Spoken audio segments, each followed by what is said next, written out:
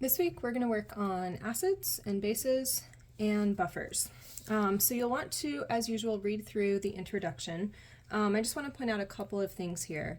We're going to be looking at measuring pH using substances called indicators today, and those are just chemicals that change color at various pHs. We're going to use two types of indicators. We'll be using an indicator in a liquid form. This will be our red cabbage indicator. And then we will also be using an indicator in paper form, and that will be our pH paper. So those can give us similar information.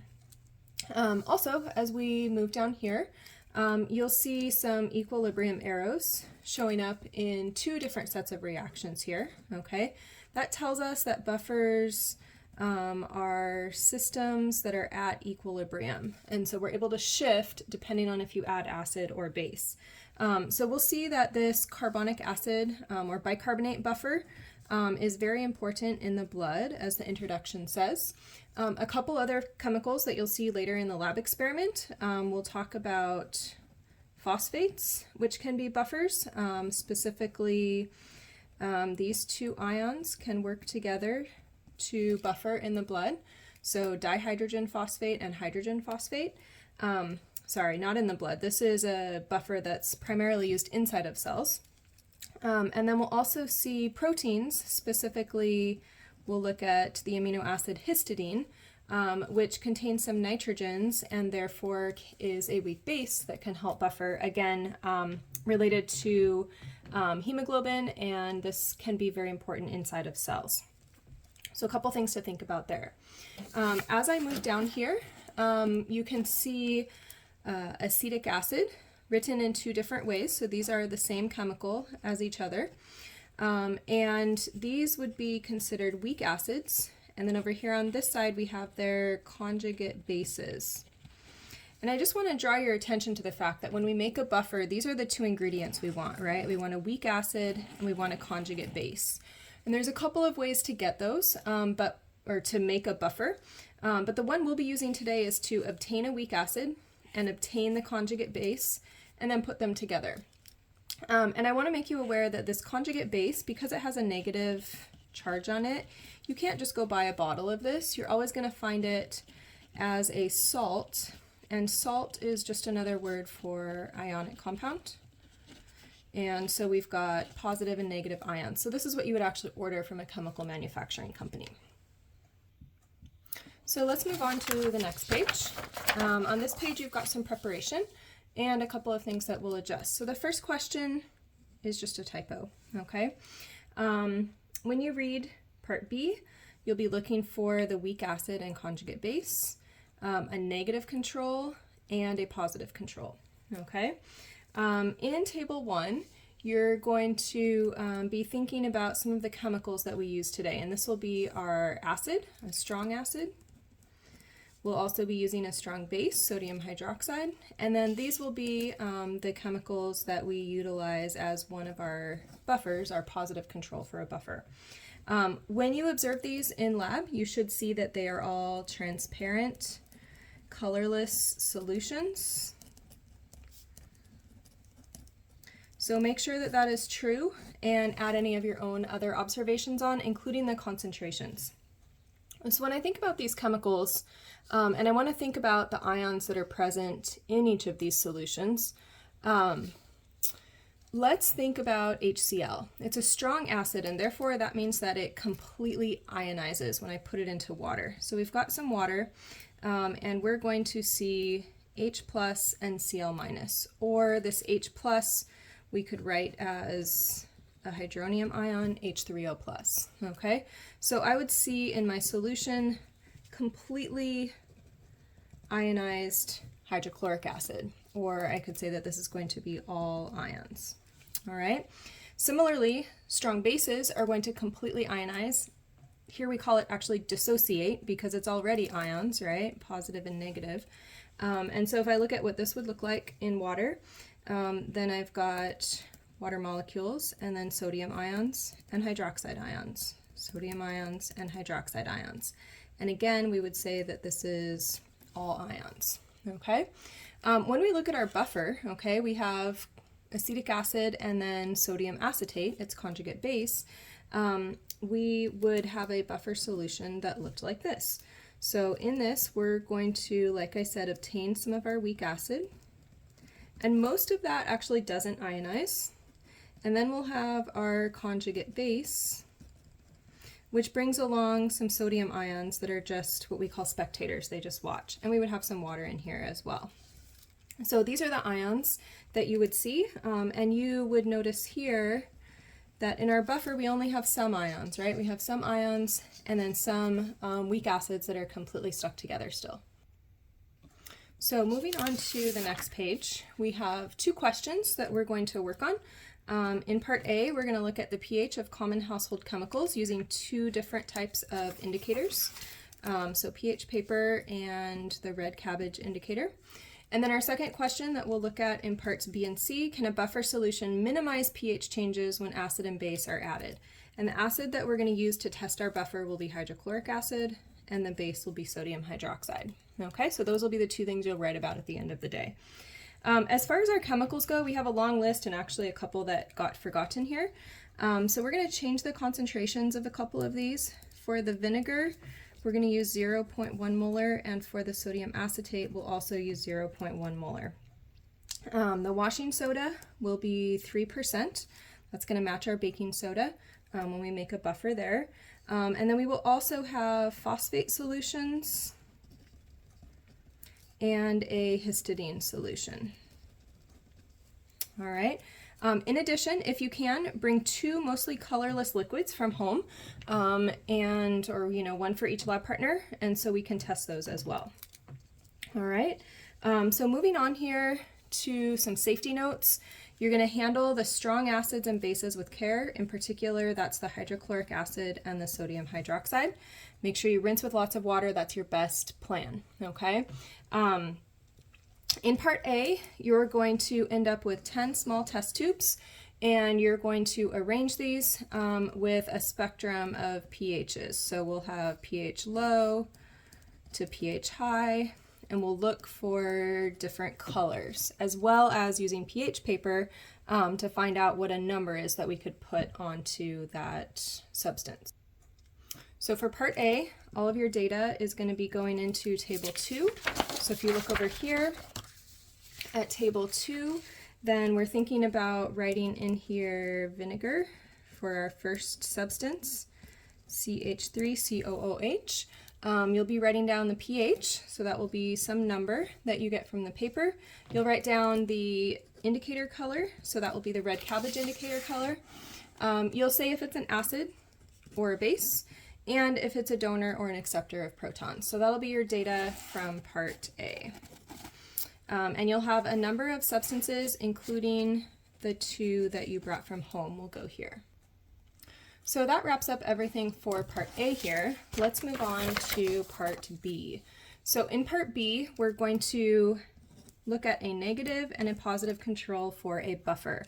Our negative control is going to be pure water, and our positive control is going to be the acetate and acetic acid. So you will have two beakers in this part, beaker 1 and beaker 2. This data is going to go into table 3 later into your lab, okay? And so basically what you're going to do is in beaker 1 we'll just put water. That will not be a buffer. And then in beaker 2, that will be a buffer. We're going to put the weak acid and its conjugate base in there. And then what we're going to do is we're going to add acid, and notice we're not adding the buffer acids, we're adding hydrochloric acid. And then we're going to add base, and we're not adding the conjugate base, we're adding sodium hydroxide. So when we talk about adding acid and base to a buffer, we're talking about adding any source of protons, any source of hydroxides. All right, and then your instructor will do a demonstration at the end of this part where we try to reach and exceed the buffer capacity. Your capacity is how much you can handle or how much you can do. So we're going to try to exceed that here. All right. Again, in this section, you'll notice that the concentrations, like I mentioned earlier, have been modified. not 1 molar, but instead these should be 0.1 molar, okay, for both of them. So moving on then, we'll take those positive and negative controls and we will use their data as reference for part C. So here you're going to have 4 more beakers, beaker 3, 4, 5, 6, and you'll work with another group here, so there will be 4 of you all together so that you have enough beakers, okay? Beaker 3 is going to get that phosphate buffer. Beaker 4 is going to get a sodium chloride solution. Beaker 5 is going to get bicarbonate and carbonate. And beaker 6 is going to get histidine, which we would find histidine in proteins, for example, hemoglobin. And so those will be our different solutions that we're going to test. So just like we did previously, we'll add drops of hydrochloric acid, and then we will continue. And to those solutions, we'll add drops of base. We add a few more drops of base here to neutralize that acid. And you'll not only watch the color changes, but also measure the pH with pH paper. And again, for each of these, your instructor will challenge them to see if we can exceed the buffer capacity, okay? Finally, in part D, this will be up to your instructor, but you will be able to do your own little acid-base experiment based on all the things that we have in lab, okay? But check with your instructor for that. All right, so if we take a look at data, make sure your data is in ink here today. This will be from part A, your acids and bases. Table 3, this buffer overview, I will come back to that in just a second. Okay, so that's just from the pre-lab here. Table 4 is going to be your buffer experiments. So this is part B and part C, where you'll have this data and you can see the different beakers that we mentioned earlier. It's worth noting here that in this histidine sodium salt, this oxygen has been lost. It's been deprotonated, and so I have a sodium ion and then a negative ion here. So those are going to be your chemicals. And as far as an example here, so chemical formulas of major species present. This is like that first table that we worked on. So for example, we would have our acetic acid, HC2H3O2, and then we would have our acetate, C2H3O2 negative, and then we would have sodium ions. So that's what we mean by the major species present, okay? We'd also have H2O, but we're not going to list that. Other things you'll fill in then is you will write down the initial pH and color of solution, and all of these pHs will be done using pH paper, okay? And then the color of solution, we'll compare that to the red cabbage indicator reference colors that we had, okay? For example, for water, we know that that initial pH should be right around 7, okay? Where this data is going to come from, so this will be part B4 that you'll be getting those pHs. This will be part B5 when you add the sodium hydroxide. And then this will be part C3 for this part. This will be part C4 here. Okay, and so you'll be looking for which of these solutions, especially in part C, match the behavior of a buffer, or which of them match the behavior of not a buffer. Looking specifically at pH changes, if we have a buffer, the pH changes should be small, and if we don't have a buffer, the pH changes should be much bigger. All right, just a couple more minutes. So when you get to the back, again, if you do that final student choice part, this is where your data will go, and then you have 2 questions to answer at the end. Can our buffer solution minimize pH changes? Make sure that you give specific evidence, as in pH numbers and chemicals should be in your answer here, okay? Don't just say yes. And then here you're going to be talking about that buffer capacity and explaining that a bit in your own words, all right? So last thing to look at, let's go back to table 3, which can give us a bit of a picture of what's actually happening in our buffer solution, okay? So in our buffer solution, we have 2 ingredients, right? We have this weak acid, and we have this conjugate base, specifically this piece of it, okay? And so remember, like we drew on the first page, our buffer is going to include those weak acids and conjugate bases and a bunch of water as well, okay? So if we add acid, and throughout the experiment today that'll be adding HCl, so if we add acid to this, we want to remember what it says here at the bottom. The conjugate base will neutralize any acids that are added, okay? And so what that means is my conjugate base here will neutralize these acids, or will pick them up and react with them. And so I end up with a picture that looks like this, still an aqueous solution. The weak acid is sitting untouched. It doesn't care that more acid showed up, okay? But the weak base says, hey, I'm going to react with that acid that was dumped in here.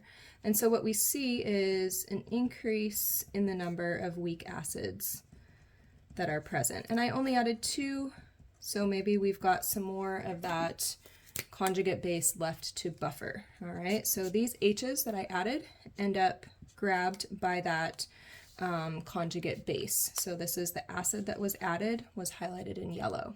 Okay, now on the next one, there's a typo here actually. We want to add base now, any base, so hydroxides, and in today's lab we're going to use sodium hydroxide. All right, so same initial setup as up here, but now I'm going to add hydroxides instead.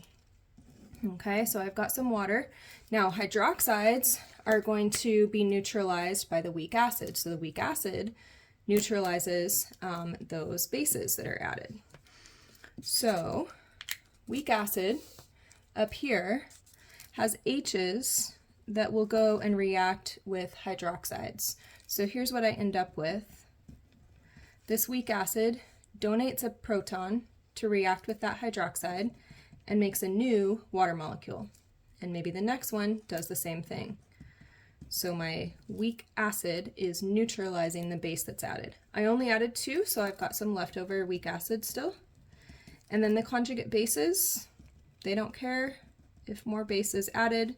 That doesn't change their life, so they're just still hanging out there. All right, and so because I lost those 2 protons, I have 2 new water molecules that would show up in that solution. So that gives you an idea of how buffers act, and because we're able to neutralize added bases and neutralize added acids, we see relatively small pH changes. Rather than seeing the pH drop dramatically, the pH is just going to drop a little. Rather than seeing the pH go up dramatically, the pH is just going to go up a little. So that was a long pre-lab. Thanks for sticking with me. I hope that gives you a good head start as you head